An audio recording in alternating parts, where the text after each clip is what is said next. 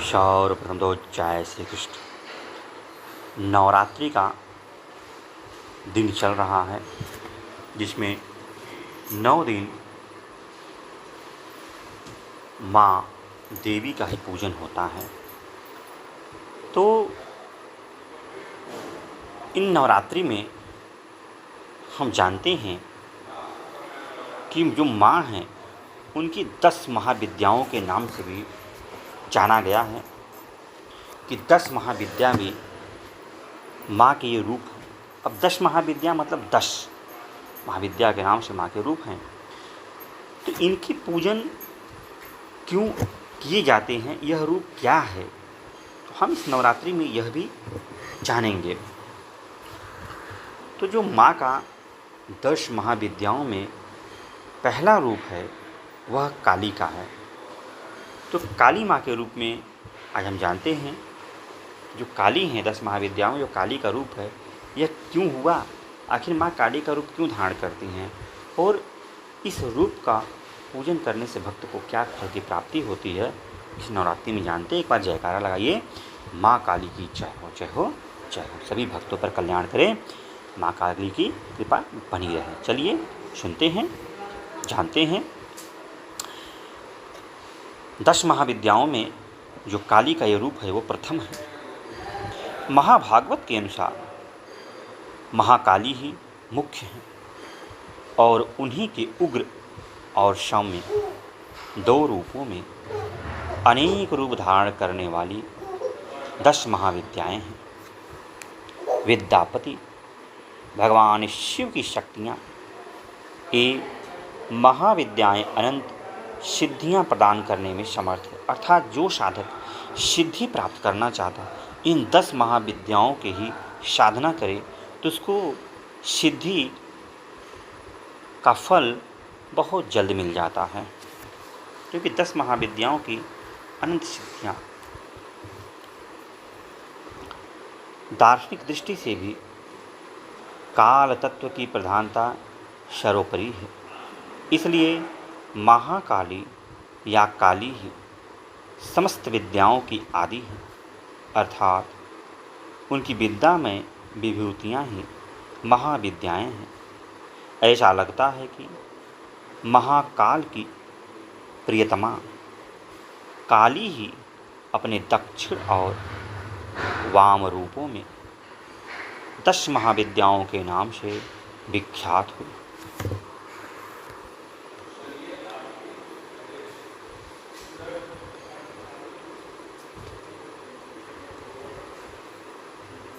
बृहत्रिल तंत्र में कहा गया है कि रक्त और कृष्ण भेगन से काली ही 2 रूपों में अधिष्ठित है। कृष्णा का नाम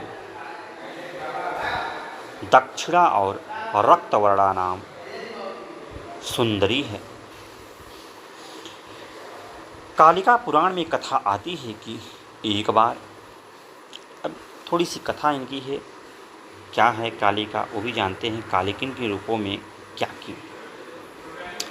कहा गया कि एक बार हिमालय पर अवस्थित मतंग मुनि के आश्रम में जाकर देवताओं ने महामाया की स्तुति की। स्तुति से प्रसन्न होकर मतंग वनिता के रूप में भगवती ने देवताओं को दर्शन दिया और पूछा कि तुम लोग किसकी स्तुति कर रहे हो। उसी समय देवी के शरीर से काले पहाड़ के समान वर्ण वाली एक और दिव्य नारी का प्रकट हुआ। उस महातेजस्विनी ने स्वयं ही देवताओं की ओर से उत्तर दिया कि ये लोग मेरा ही स्तमन कर रहे हैं।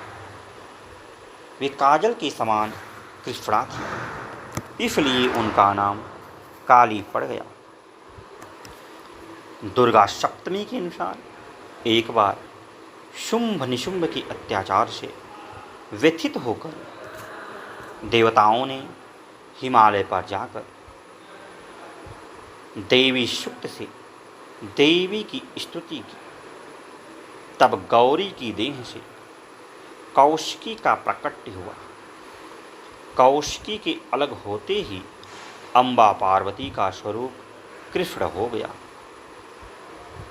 जो काली नाम से विख्यात हुई। काली को नील रूपा होने के कारण तारा भी कहा जाता है।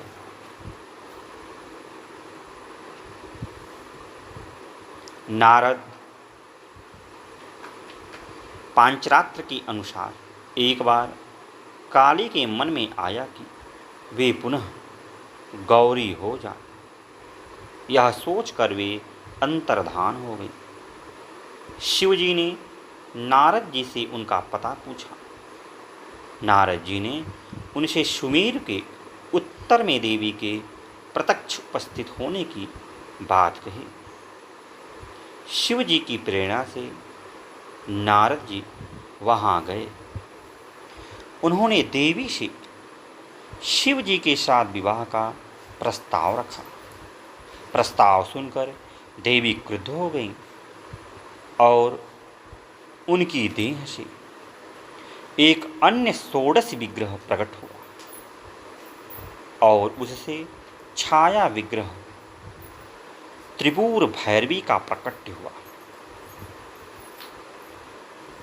काली की उपासना में संप्रदायगत भेद है। प्रायः 2 रूपों में इनकी उपासना का प्रचलन है। भवबंधन मोचन में काली की उपासना का सर्वोत्कृष्ट कही जाती है। शक्ति साधना के 2 पीठों में काली की उपासना श्याम पीठ पर करने योग्य है। भक्ति मार्ग में तो किसी भी रूप में उन महामाया की उपासना फल प्रदान है।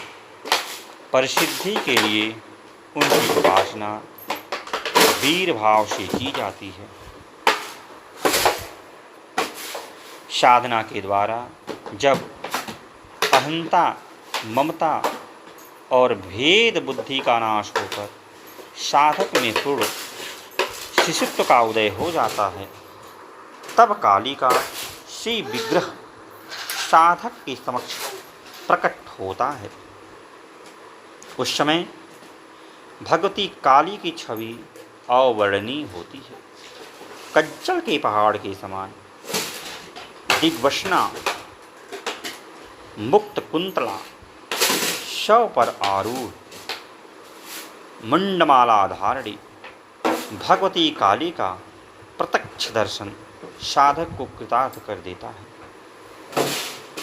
तो देखिए, काली का यह रूप बताया गया है कि जब साधक शिशु मतलब बच्चे जैसा उसके अंदर भाव आ जाए। जैसे बच्चा का जो दिल होता है बड़ा ही साफ होता है, कोमल होता है, कुछ भी कहना होता है वह निस्वार्थ भाव से कहता है। उसे चाहिए मांग लेगा, नहीं चाहिए मना कर देगा, जितना चाहिए उतना ही लेता है। तो उपासक में बच्चे जैसा गुण उदय हो जाए, तब काली उसके समक्ष प्रचक क्या होती है, प्रकट हो जाती हैं। जैसा कि बताया है, जब काली प्रकट होती हैं तो उनके हाथ में खड्ग होता है, गले में नरमुंड होता और वह शव पर आरूढ़ होकर आती है, जिसका दर्शन पाकर जो भक्त होता है कृतार्थ हो जाता है। कहते हैं तांत्रिक मार्ग में यद्यपि काली की उपासना दीक्षागम्य है, लेकिन तांत्रिक लोग इस रूप की पूजा करते हैं। तथापि अन्य शरणागतियों के लिए या शरणागति के द्वारा उनकी कृपा किसी को भी प्राप्त हो सकती है। जब भी कोई उनके शरण में जाता है तो भी उसकी उनको कृपा प्राप्त हो सकती है। माँ काली की मूर्ति, मंत्र अथवा गुरु द्वारा उपदिष्ट किसी भी आधार पर भक्ति भाव से मंत्र जप, पूजा, होम, पुरस्चर करने से भगवती काली प्रसन्न हो जाती है। उनकी प्रसन्नता से साधक को सहज ही संपूर्ण अभिष्टों की प्राप्ति हो जाती है। तो माँ काली की अगर कृपा हो गई तो आपको संपूर्ण अभिष्टों की प्राप्ति हो जाती है। तांत्रिक लोग 10 महाविद्याओं में काली के इस रूप का ज़्यादा उपासना करते हैं, जिससे उनके कार्य जल्द से जल्द सिद्ध हो जाए और माँ की कृपा उन पर बनी रहे। तो एक बार पुनः माँ काली की जय हो। सभी भक्तों पर माँ काली की कृपा बनी रहे। इस नवरात्रि में सभी पर माँ काली की कृपा बनी रहे, सभी के कार्य सिद्ध हो। तो आज के लिए इतना है, फिर किसी दिन मिलते हैं, तब तक के लिए जय श्री कृष्ण, जय श्री कृष्ण।